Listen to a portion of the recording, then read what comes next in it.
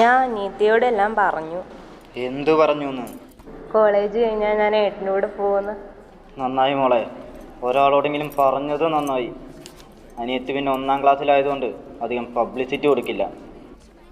ഇനിയെങ്കിലും എന്നോട് പറഞ്ഞൂടെ നമ്മളെങ്ങോട്ടാ പോകുന്നതെന്ന്? വേണ്ട, കലിപ്പനും കാന്താരി ഒളിച്ചോടിയ ട്രോളന്മാർ വഴി ലോകം അറിയും. അപ്പം അറിഞ്ഞാൽ മതി നീയും. അപ്പോൾ എല്ലാവരും പറഞ്ഞു വല്ല പ്രശ്നമായാലോ? പ്രശ്നം?